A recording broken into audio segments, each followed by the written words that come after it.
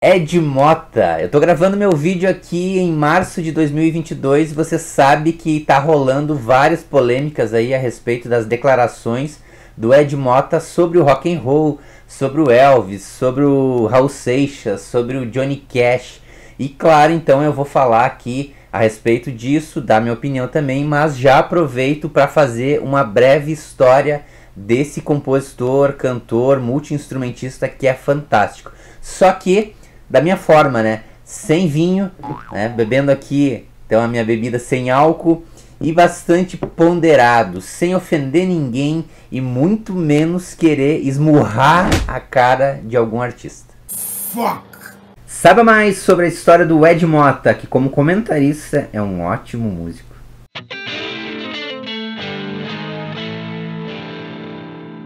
Tá curtindo o canal? Se inscreve, faz a inscrição aí, já curte os vídeos, curte os outros também, ativa o sininho que ajuda muito para esse canal seguir adiante aí contando a história da música. O Ed Mota nasceu em 1971 no Rio de Janeiro e de uma família, né, ligada à música. Claro, você sabe que muito do sucesso do Ed Mota também é devido a que ele é sobrinho do grande Tim Maia. Claro que isso de alguma forma ajudou ele, né? As pessoas certamente pensavam assim, poxa, vamos ouvir pelo menos o que esse guri tem a dizer, né? Já que ele é sobrinho do grande Tim Maia, um grande músico, um cara que fez muito sucesso no Brasil. Ele sempre gostou de música, o primeiro gênero que ele se apaixonou foi a disco music, claro, final dos anos 70, ele ainda é criança, né?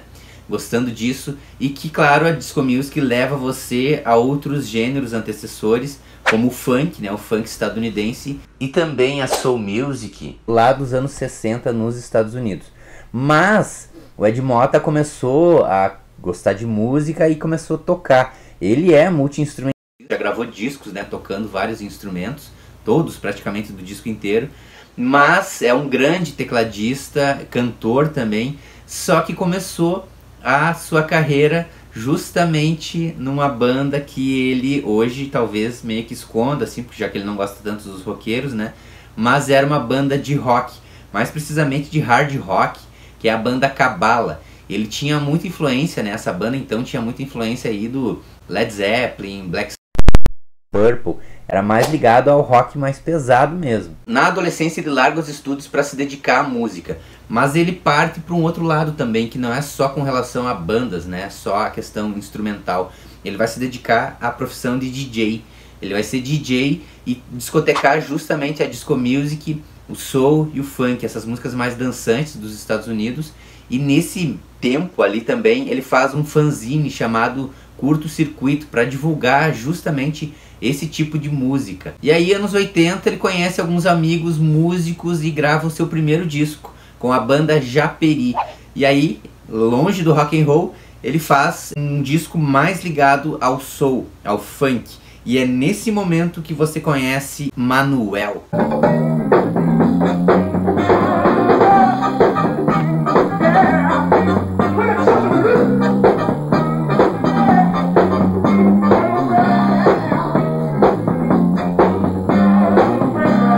O Ed Mota é muito conhecedor da música de modo geral, um cara que aprecia a música, conhece um monte, sabe muito mesmo e coleciona discos. Sabe quem tocou em tal disco, quem gravou isso ou aquilo, quem são os produtores. E claro que tudo isso ele foi colocando nessa sonoridade dessa banda.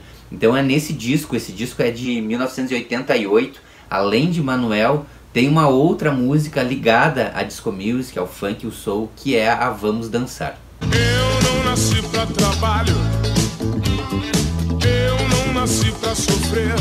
Os anos 90 traz uma questão bem bacana para a vida pessoal do Ed Mota, que ele se casa com a Edna Lopes.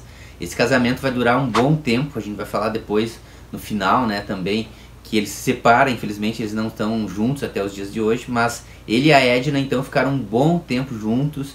E aí ele tem também um casamento então com ela, mas uma separação com a banda. Ele larga então a banda Japeri e vai para a carreira solo. Na carreira solo ele lança então todos os outros discos dele, né? Então nesse sentido de carreira solo.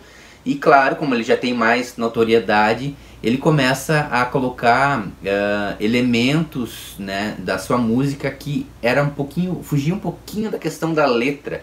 Ele sempre falava que a letra, existia assim uma certa ditadura da letra, que todas as músicas radiofônicas tinham que ter letra, e ele não queria tanto isso, ele buscava mais a questão do som mesmo, né? E que a gente entende, nós músicos, a gente sabe disso, assim, que muitas vezes a gente se preocupa mais com o som, com a música, porque a música é uma linguagem, ela por si só, ela não precisaria realmente da letra, né? Mas como é um artista, então, o Ed Motta, no final dos anos 80 e 90, buscando rádio, TV, a ditadura da letra a gente sabe que existe mesmo, né?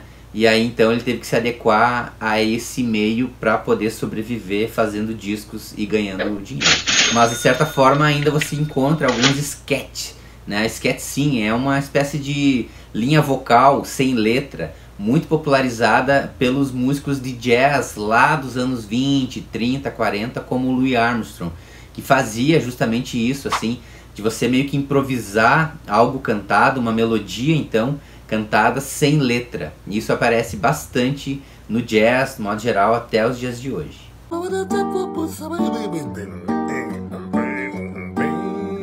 Assim como seu tio, o Ed Motta também vai morar nos Estados Unidos. O Tim Maia morou lá um tempo, trouxe muita bagagem musical e depois moldou a sua carreira, né, quando ele voltou para o Brasil, entrando em contato com o Roberto Carlos e tudo mais. Mas o Ed Motta, ele lá nos Estados Unidos, ele não fica muito tempo, ele fica apenas um ano. E lá tem uma coisa bem interessante. Claro, terra do jazz, né? Ele vai se apropriar mais desse jazz que ele já gostava, ele vai conhecer mais os artistas. E também ele vai entrar em contato com a música de concerto, a música chamada erudita. Ele conhece então alguns músicos, ele vê algumas apresentações e começa a moldar a sua música através dessas teorias mais ligadas à música erudita. E como acontece para todo brasileiro que vai morar fora, principalmente o brasileiro, né, músico, tem assim a gente se depara com a nossa cultura estando longe. As pessoas nos perguntam, né, certamente assim, poxa, tu é brasileiro, toca uma bossa nova, toca um samba. E o Ed Motta, ele não era ligado à música brasileira, ele tinha um contato mais, como eu falei no início, né, na disco, música estadunidense, de modo geral.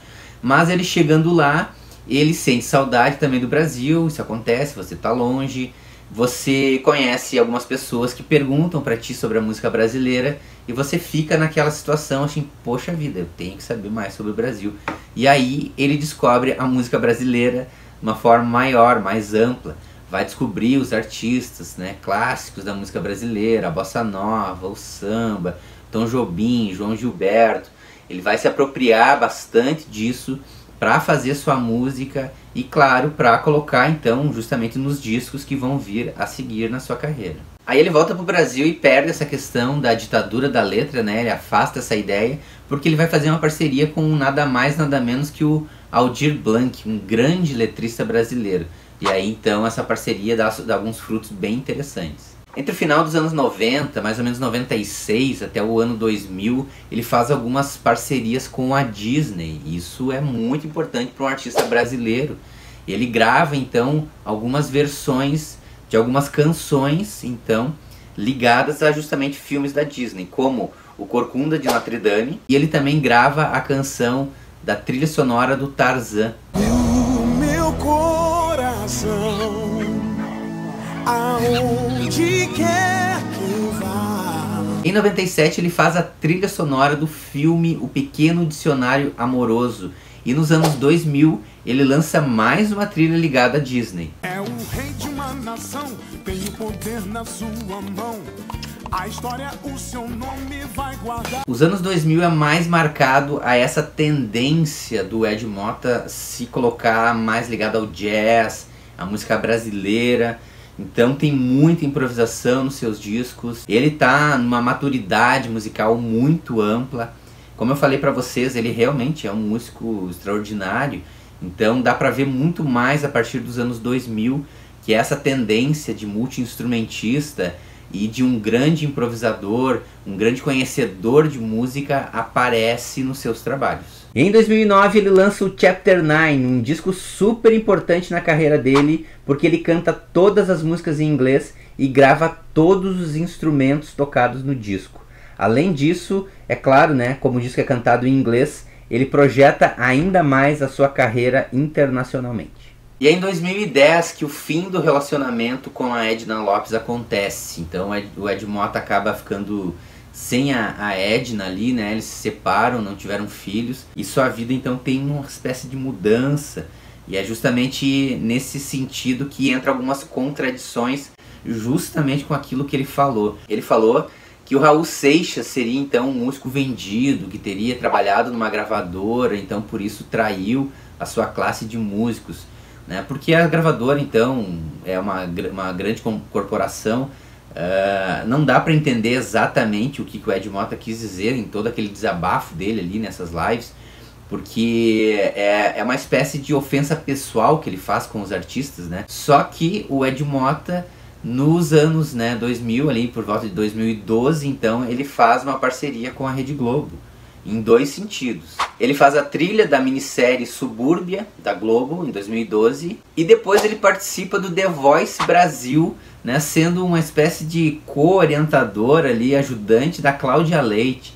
Então, assim, é completamente contraditório, né, você falar mal do Raul Seixas, um grande roqueiro brasileiro, falar mal do Elvis Presley, que estava ligado também à grande gravadora, que, segundo ele, então, foi um produto de uma gravadora, sendo que a Sun Records era uma gravadora pequena naquele momento, né, quando o Elvis surgiu. E ele falou muito mal do Johnny Cash, mas a gente já chega lá também. Que o Elvis é um imbecil, é uma merda, mas o Elvis canta bem, ele canta bem. Ele é um idiota, o repertório é uma bosta, ele é um cavalo, o Elvis não tem importância nenhuma! É uma invenção de gravadora, igual tantas coisas que vocês gostam. Então não faz muito sentido, sendo que ele trabalhou então justamente para a Globo, né, que é uma potência em nível nacional. E aí a gente vê realmente que existem algumas contradições na fala do Ed Motta que não fazem muito sentido. Esse tipo de música é, por excelência, uma música de competição. Um subir por cima do outro mesmo. Eles brigaram por uma diva, né? E outra. E é uma pena tudo isso, né? Porque a partir daí, claro que existiu uma pandemia, né, no mundo também, então o músico, qualquer músico sofreu com isso. Mas a gente percebe assim que existe uma certa decadência, né, no seu trabalho, e aí acaba fazendo essas lives falando esse tipo de ofensas mesmo, que são realmente muito incabíveis. Uma delas, para vocês terem uma ideia, é que ele fala que o Johnny Cash, que é um senhor de idade, né, era um senhor de idade quando faleceu, ele diz o seguinte, que se ele tivesse vivo, ele esmurraria a cara do Johnny Cash. Ou seja, se o Johnny Cash estivesse vivo, ele ia bater em um senhor de idade, um velhinho, só porque ele fazia uma música que o Ed Motta não gosta. Merda! Johnny Cash, cara. Se ele estivesse vivo, eu esmurrava a cara dele, cara. Eu esmurrava ele assim. Porra! Eu esmurrava ele, cara. Então a gente vê algo absurdo e parece mesmo assim uma pessoa no final de carreira. E nada, nunca, justifica a agressão física ou coisas nesse sentido, né, a violência e tudo mais.